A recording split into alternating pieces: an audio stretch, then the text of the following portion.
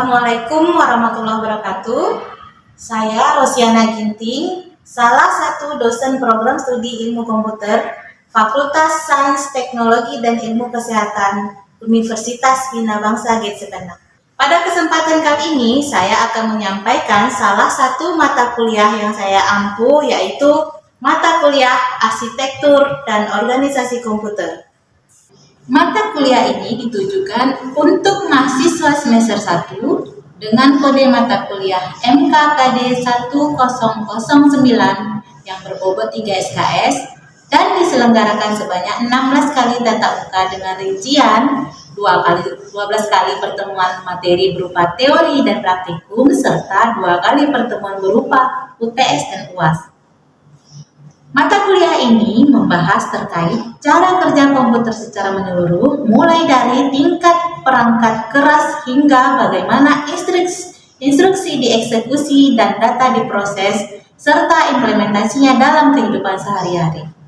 Secara detail, mata kuliah ini membahas tentang pengenalan secara umum tentang arsitektur dan organisasi komputer, fungsi masing-masing komponen serta struktur interkoneksinya, jenis-jenis memori internal dan eksternal beserta dengan kecepatan aksesnya, konsep Internet of Things, sistem operasi, dan memahami aritmatika komputer. Pada mata kuliah ini, mahasiswa diberikan penugasan berupa 2 buah proyek luaran mata kuliah, yaitu proyek pertama, mendesain sebuah poster tentang salah satu materi pada perkuliahan arsitektur organisasi komputer, serta produk tersebut kemudian dihakikan. Kemudian, proyek yang kedua membuat sebuah video tentang penjelasan salah satu materi yang pernah diajarkan pada perkuliahan arsitektur dan organisasi komputer beserta dengan perangkat materinya. Adapun capaian pembelajaran lulusan atau CPL program studi pada mata kuliah ini meliputi CPL 06 dan CPL 05 yang telah tertuang pada RPS serta telah divalidasi oleh Ketua Program Studi dan Pengawas Mutu Program Studi.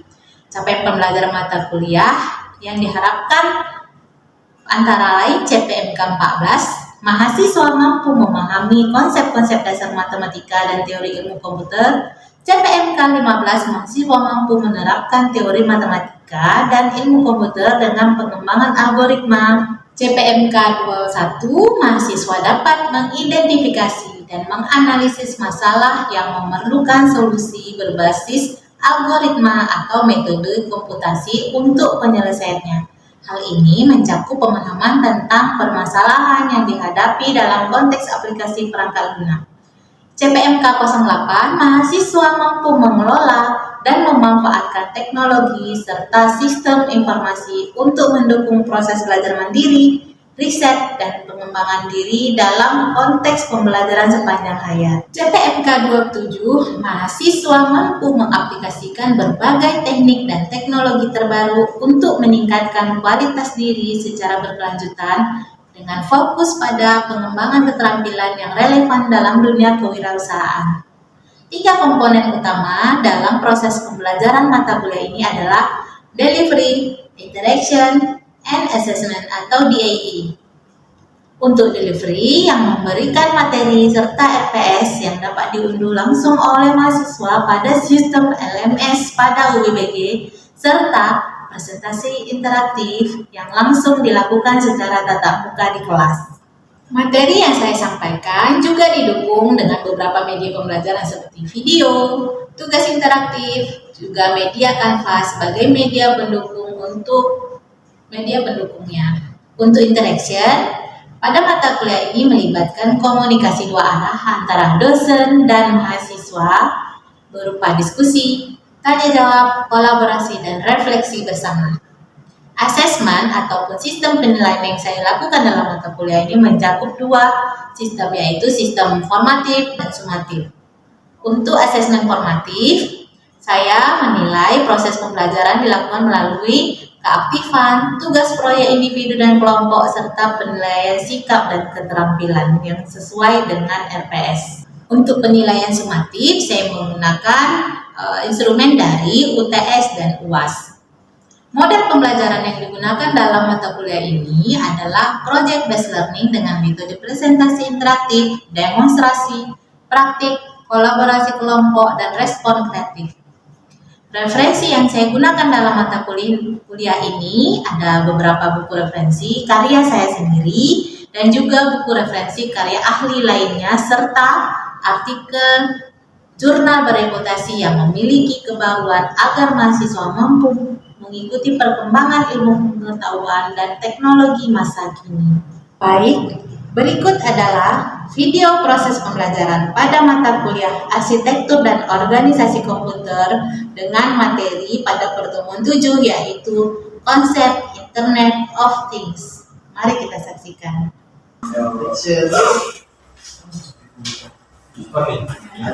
Assalamualaikum warahmatullahi wabarakatuh.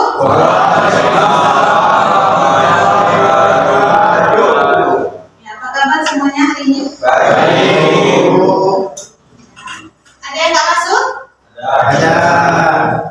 Ya, saya udah buat absensi di LMS kita di Sepada. Silakan absensi sebentar.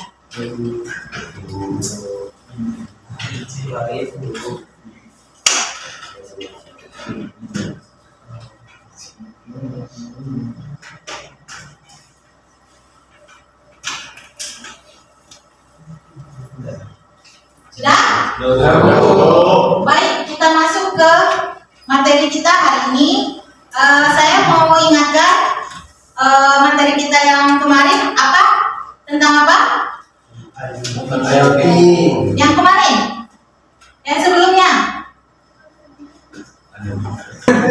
Ya, tentang arsitektur komputer ya. Jadi kita hari ini membahas tentang IoT. Minggu kemarin kita sudah membahas tentang tentang arsitektur komputer ya. Jadi kita lanjutkan hari ini materi kita yaitu tentang IoT. Sudah sering dengar dengan IoT? Sering dengar? Ya, kalau sudah sering dengar nanti kita lebih dalami lagi apa itu IoT. Ya, kita lanjutkan. Nah, pengertian yang pertama tentang IoT. Ya, coba lihat di sini ada beberapa sumber yang menjelaskan apa itu IoT ya. Yang pertama dari Asosiasi Casa Geras ya, yang mendefinisikan IoT sebagai sebuah infrastruktur jaringan global yang menghubungkan benda-benda fisik dan virtual melalui eksploitasi data capture dan kemampuan komunikasi. Ya, ada pengertian selanjutnya. Yang kedua, ya, menurut IEEE, ya, tahu IEEE? IEEE? Ya, itu sebuah organisasi profesional ya tentang komputer. Ya, itu diingat ya, itu organisasi. Jadi apapun materi atau keputusan dia banyak kita ambil dari organisasi IEEE. Ya, jadi menurut mereka IoT itu didefinisikan sebagai jaringan dari benda-benda yang dilengkapi dengan sensor yang terhubung ke internet. Ya, itu pengertian dari sumber yang kedua. Kemudian yang ketiga,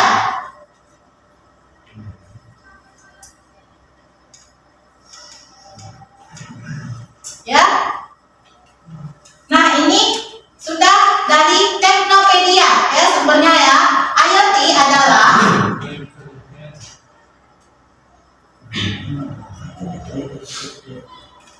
ya konsep komputasi di mana benda-benda fisik yang kita temui sehari-hari itu terhubung ke internet. Ya, jadi apapun benda-benda yang terhubung ke internet ya itu sudah kita anggap IoT. Ya, kita lanjutkan lagi.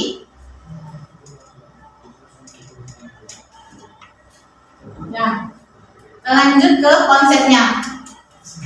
Coba lihat dalam penerapannya IoT bisa masuk ke berbagai objek ya, mulai dari smartphone, ya perangkat apapun, kemudian seperti mesin pembuat kopi.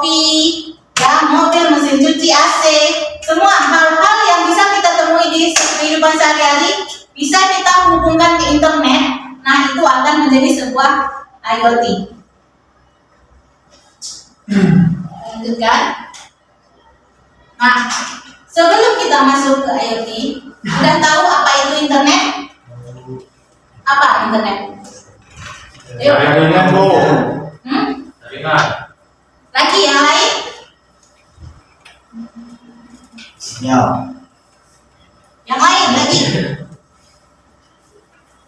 Ya, itu bahaya. Apa lagi?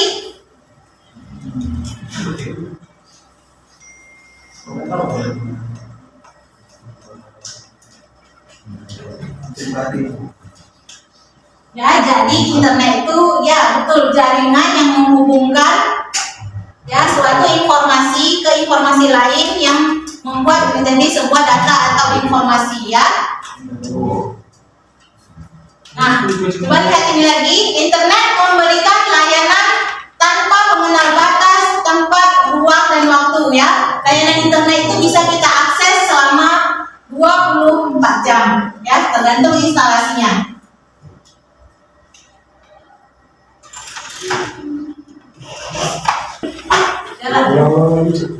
Nah, coba lihat di sini.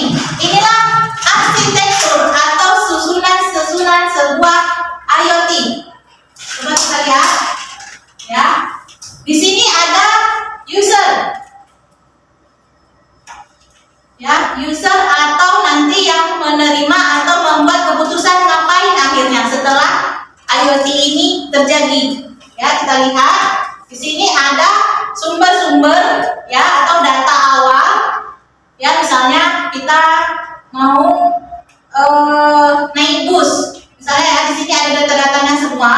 Ya, nanti naik bus itu dimasukkan ke dalam database dan kemudian di situ diproses. Ya, data-data tentang bus itu. Ya, ada penumpang mau naik bus. Ya, misalkan. Kemudian nanti data-data yang terjadi dalam bus itu diproses sebuah database. Apa aja datanya?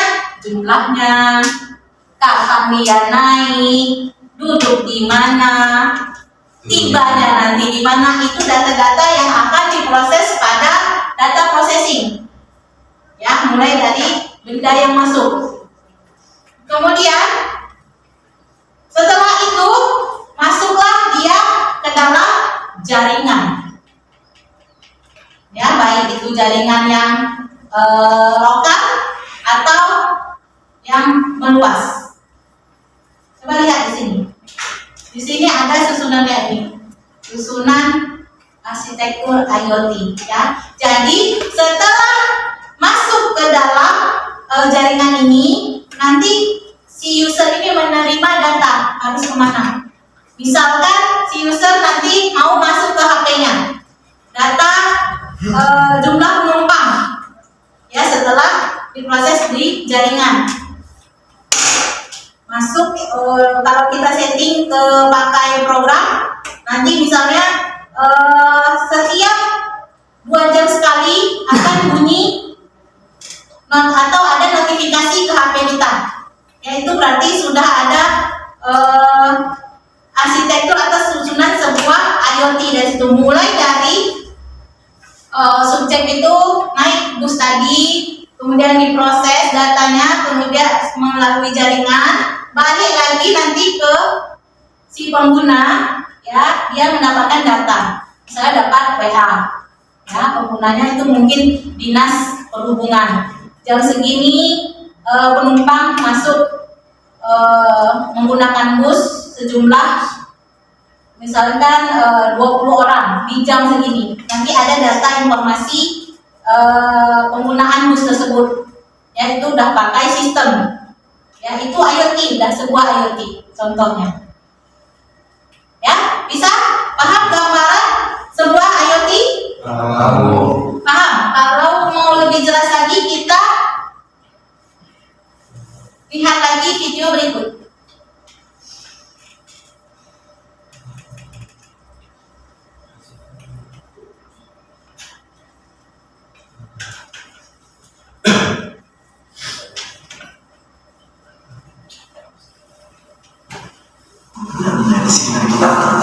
jaringan internet. Teknologi ini ditemukan oleh Bill Gates pada tahun 1999 hingga saat ini. IoT sudah dikembangkan dan mulai diaplikasikan. Salah satu strategi yang paling akrab bagi kita adalah layanan GPS. Cara kerjanya atau bahkan tentang curhat sama Nero bisa benar-benar terjadi.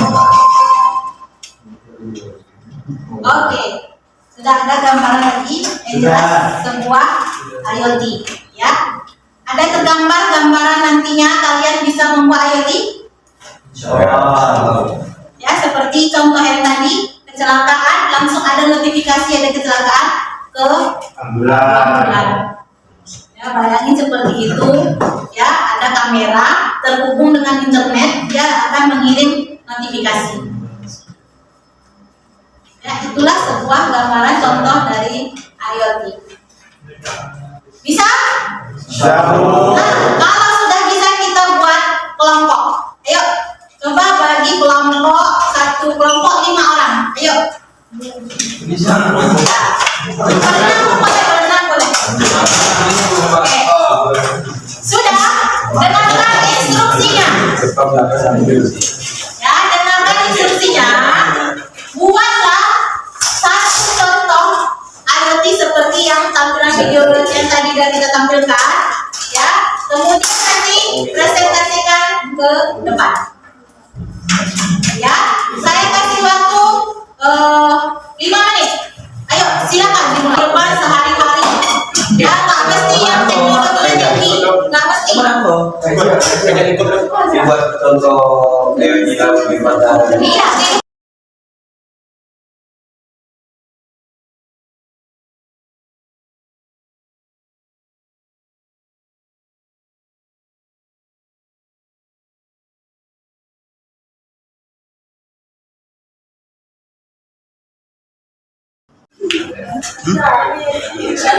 baik ya, yang sudah selesai, kita mulai dari kelompok 1. Ayo, siapa yang tampil kelompok 1? Ayo, silakan.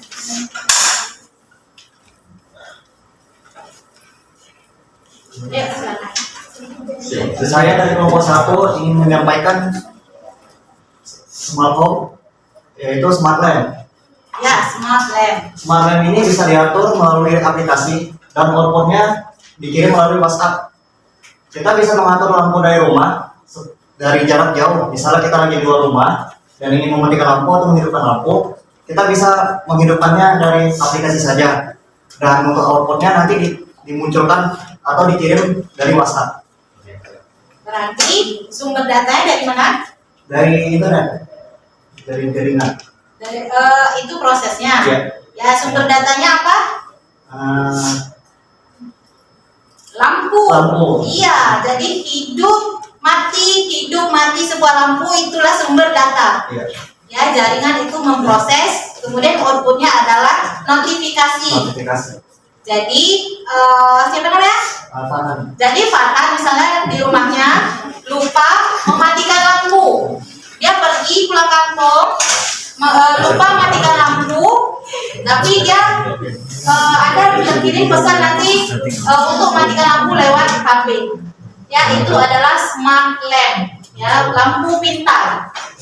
Ya, jadi itu adalah bayangan imajinasi IoT dari kelompok 1. Kita kasih tepuk tangan untuk kelompok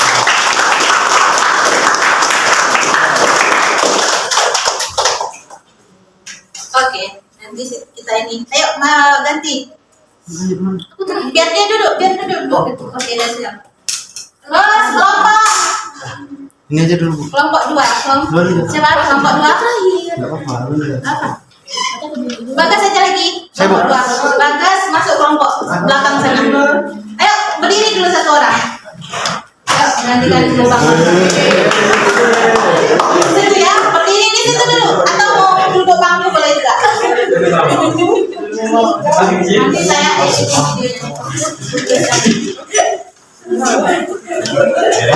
ayo kelompok selanjutnya, kelompok 2. Silakan, siapa perwakilan dari kelompok 2? Ayo silakan, Bagas.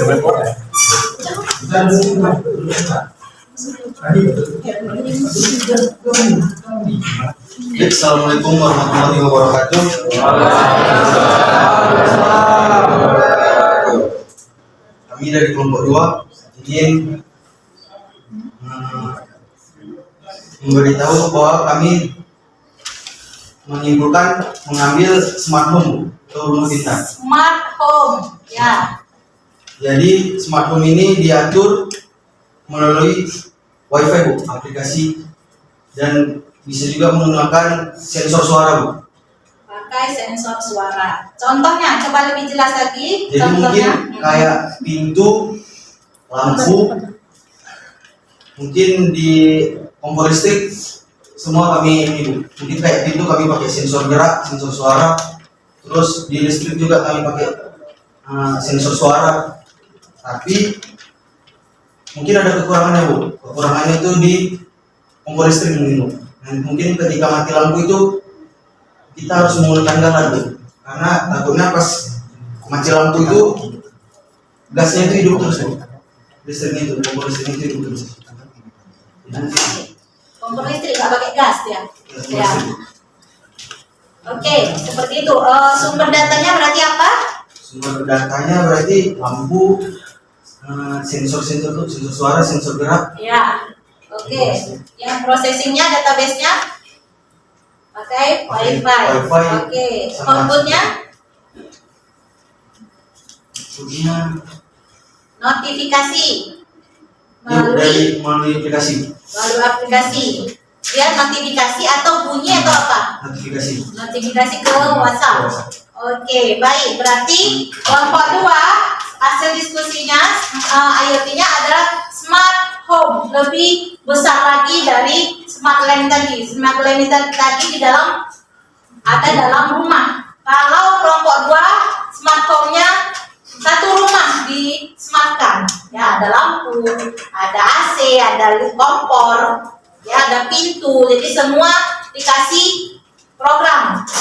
Ya, jadi semua itu sudah berbasis IoT. Kenapa? Karena dia berbasis WiFi. Ya, berbasis internet. Ya, jadi ada sesuatu apapun yang tersensor dari alat-alat tersebut akan dikirimkan menjadi notifikasi. Baik. Terima kasih kelompok 2. Kita kasih tepuk tangan dulu. Silakan. Oke, yang terakhir, ayo Dek, satu orang berdiri bentar, ganti sebentar. Ganti lagi. Ayo. Main sebentar ya di belakang kamera. Kelompok 4. Masih jalan ya? Masih. Oke. Kelompok selanjutnya. Kelompok terakhir, kelompok 4. Ayo silakan. Baik, saya perwakilan dari kelompok 4 akan memberi contoh IoT kehidupan sehari-hari seperti mesin pemberi makan kucing atau bahasa Inggrisnya smart pet feeder ya. Nah ini dan prosesnya seperti dari inputnya yaitu dalam smartphone ada aplikasi khusus mesin pemberi makan kucing tadi. Di dalam aplikasi tadi ada kita tekan tombol memberi makan, lalu si WiFi atau internet mengirim perintah ke alat tersebut, ke mesin tersebut. Nah, di dalam mesin tersebut ada pun prosesnya microcontroller atau namanya Arduino.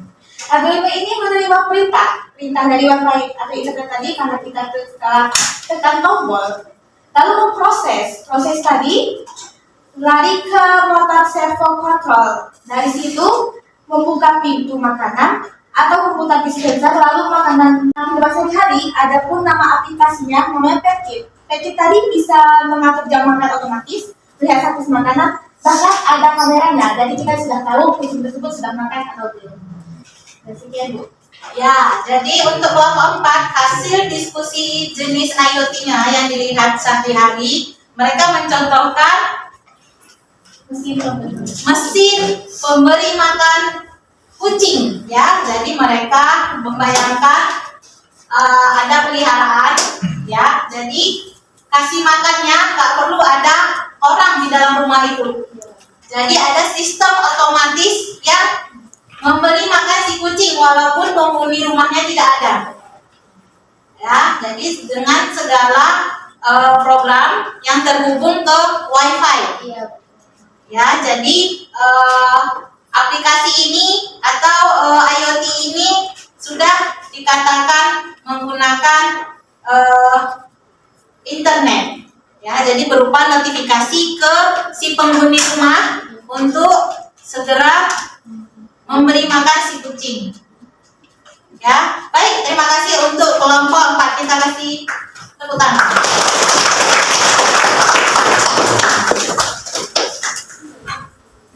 Oke, silakan.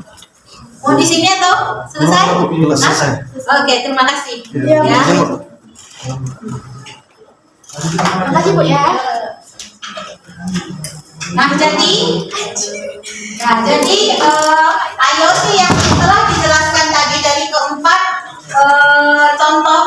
keempat kelompok ya, tetap ada kekurangannya.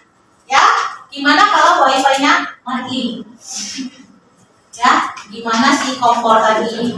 Gimana si kucing tadi kalau wifi-nya mati? Itulah tetap ada kelemahan dari teknologi. Ya, tetap harus ada apa? Keamanan, ya, security, ada maintenance. Ya, tetap harus ada cadangan. Ya, yang direncanakan kalau error atau terjadi gala. Ya. Ada yang lagi yang mau ditanyakan? Ada Bu. Ya, tidak ada.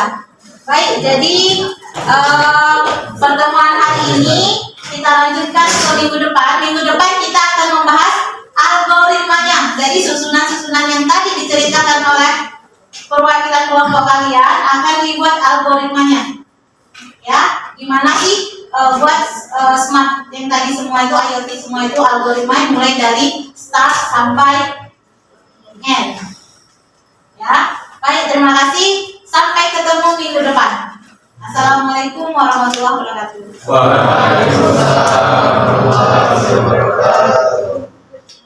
Makasih ya semuanya. Sudah selesai video.